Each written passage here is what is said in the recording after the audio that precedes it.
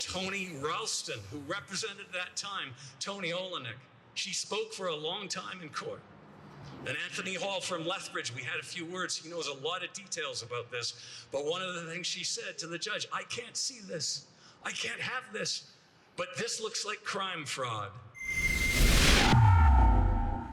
Sydney Vizard for Rebel News here in downtown Calgary for a protest in support of Anthony Olenek and Chris Carbert. These two men were arrested in February 2022 during the Coutts, Alberta blockade protest against vaccine mandates, when they were accused of conspiracy to commit murder against RCMP officers. Denied bail since their arrests, after 2.5 years on August 2nd, 2024, a jury verdict found them not guilty of this egregious offense. Their arrests, along with others at the time, were made into a spectacle by RCMP, who assured the public these charges were valid. This incident provided supposed justification for Justin Trudeau to invoke the Emergencies Act less than 24 hours later, which led to a violent police crackdown on Freedom Convoy demonstrators in Ottawa. While these men were not found guilty of conspiracy to murder, the jury did find them guilty of relatively minor offenses of mischief over $5,000 and possession of a weapon for dangerous purpose. Olenek was additionally found guilty of possessing an explosive device that was found at his residence, which he argued was for work-related purposes. After sentencing on September 9th, Anthony and Chris were given 6.5 and 6 years respectively of jail time. Today we're going to talk to some of the individuals behind me to get their perspective on the situation. And if you want to see more of our coverage on stories like this, go to truckertrial.com. Thanks to Coutts boys, thanks to the Freedom family, thanks to freedom fighter all over this country and this city for standing up for what's right, because our freedom is something we cannot compromise or play with no matter what. The one main charge was conspiracy to murder the RCMP, and 12 jurors said they are innocent. And then the judge came up with, we'll give them 6.5 years. Tony Olenek, 6.5 years, and then Chris Carbert, 6 years. That was actually a sentence for conspiracy to commit murder, demonstrated by the judge's choice of case law. This was a shock.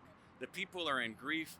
And a very close friend of mine just about a week ago said, you know what, the people need a rally. It's time. We also want to hold, in some ways, this is a vigil for two young men, Tony Olenek and Chris Carbert, who now bear the brunt of the Canadian government's retaliation and cover-up. During the pretrial, June of 2023, there was a tranche of evidence that had been heavily redacted, and a clerk by mistake gave it to defense in unredacted form. This was a defense counselor, Tony Ralston, who represented at that time Tony Olenek. She spoke for a long time in court. And Anthony Hall from Lethbridge, we had a few words. He knows a lot of details about this. But one of the things she said to the judge, I can't see this. I can't have this. But this looks like crime fraud. Some would suggest that this was done as a justification for invoking the Emergencies Act. Others would suggest that this was done as a punishment from the provincial government, because during this demonstration is when the vaccine mandates got lifted overnight. What's your take on why this scapegoating, as it's been called, occurred? Well, I think it's both. You have to remember that all the parties were communicating with each other. You're talking about the municipal, provincial, and the federal governments. They were all colluding together. Of course, you know I am suing them, and we are alleging a crime collusion, colluding with different government organizations against me. They have committed crime against my family and me together. They were conspiring. We are alleging conspiracy to commit crime. Why? Because that's exactly what they were doing at that time. All the levels of government, the politicians together, crown prosecutors, judges, RCMP officers, detectives, Calgary police, other police force, was together. So I think it's both. I think the provincial government was, of course, upset that the Coutts and Milk River created this pressure, international pressure, that they had to release the mandate. But also the federal government looked at the situation and said, hey, it's a gift to us, we can use it. And that's exactly what happened. They used it purposely. They manufactured They made stuff up to suit their narrative for the, not just for the Canadians and for the mainstream propaganda news, but also internationally.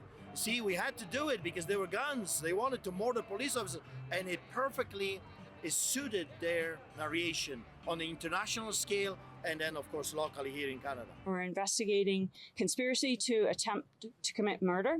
The truth is that this absolutely took place, and I'm not going to argue with somebody who isn't going to listen to the facts. Jason Kenney announced the Vax Pass is over at midnight. He tried to weakly fold that into the COVID narrative, but he did not admit the truth, that because of peaceful protest and pressuring the government and confronting them, they backed off and ended the mandates here in Alberta. This is a retaliation for the effectiveness of protest.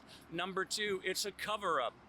The government accuses us of what it does when it comes to these political arenas. And the truth is, in many ways, the COVID mandates, which killed people with isolation, fear, neglect, experimental medications, it is the government that carried out complicity in a scheme that amounts to mass murder. So they accuse peaceful protesters of mass murder. This is your best offense is an offense. This is a clear cover-up where the government is accusing peaceful protesters of the very thing it has carried out. 6.5 years in jail for things that normally don't get any jail time, and our side has been so unfairly treated that we are unduly punished for any actions, and yet someone on the left who rammed 4 protesters with his automobile, and he was let out on bail. Why is it that these 2 men,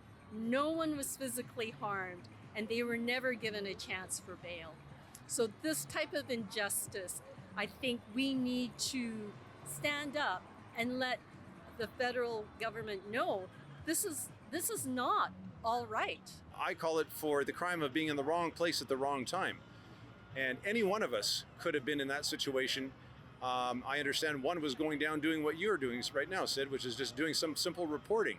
And he just wanted to get a closer eye on what was actually Coutts was about. He wasn't an organizer. He wasn't rallying the troops. He wasn't saying, everybody get your guns. There was no violence. There was nothing that was proven. So my understanding of it, anyways, and that these boys are now looking at 6.5 years in jail as a show to say to Canadians, shut up, don't use your voice, don't protest, and back down and shut up. And so I think today is a good example that we're not taking that message very well, and we're not going to take that message very well. And the more we're told to shut up, the louder we're going to get. I want to give honor to the Coutts boys that are in jail. They haven't seen their day of justice yet. You just won another victory earlier today. Why is it important for you to be here today? Because I want to support the Coutts too. Well, the Coutts 4 in general. There is an injustice in the land. We saw justice today, and we're thankful for that. But there is injustices taking place. It happened with me with being found guilty of criminal harassment, and we're appealing that verdict. But it also happened with the Coutts boys, and that's why I find it, and I intend to be here to support them and to get together with all of the people like-minded here to encourage and to inspire and to stir each other up in love and good works, and also to hear and inform each other of what's happening in those courts. We are a population that's not had any wars, and we've become very apathetic towards the freedoms that our ancestors fought hard for. If you look at the American and the Canadian Constitution, those were brought about in times of war. People understood what freedom meant. It's very important to send a message to the average folks, but also to the government, that we have not stopped fighting for what's right, and we'll keep fighting for what's right until the whole truth comes out. In the end, the truth wins. We just have to be willing to go all the way. There was no talk about violence. Quite opposite. The talk was peaceful resolution, peacefully. Let's talk with them. Let's talk with the government. The government wanted violence. They were provoking us to violence, but we refuse. Now, obviously, there are family members here of the two that are still behind bars. What do you hope that they will see from this demonstration? That we are with them, that we are standing with them, and I've said this before, the veil of secrecy protecting our courts from any public knowledge or criticism. For example, Justice Gordon Krinke, in delivering his verdict against Arthur Pawlowski some time ago, said, I don't want the public discussing this verdict. They know now that veil of secrecy is coming down. We are going to expose what is being done in the Canadian courtroom. And as long as Tony Olenek and Chris Carbett remain in prison, I will continue to ventilate from hundreds of notes taken in Courtroom 6 in Lethbridge. I'd like to thank Rebel News for its remarkable job of doing everything that mainstream media, state media refuses to do. You do such important work, and thank you very much for being here to cover today's rally. For Rebel News, I'm Sidney Fizzard. Time is running out. Don't miss your chance to buy tickets and come see Rebel News live in Calgary this October 5th. Not only will you be able to bump shoulders with Rebel journalists covering key stories across the country, so too will you be able to hear from our guest speakers in the trenches battling for our rights and truths as Canadians. This is a unique opportunity to hear from those involved in fighting everything from overtaxation, trans radicalism, freedom of speech censorship, the decay of our healthcare system, and more, with guests ranging from an organizer of the Freedom Convoy, Tamara Leach, to the Premier of Alberta, Danielle Smith. Get your tickets now before it's too late at rebelnewslive.com.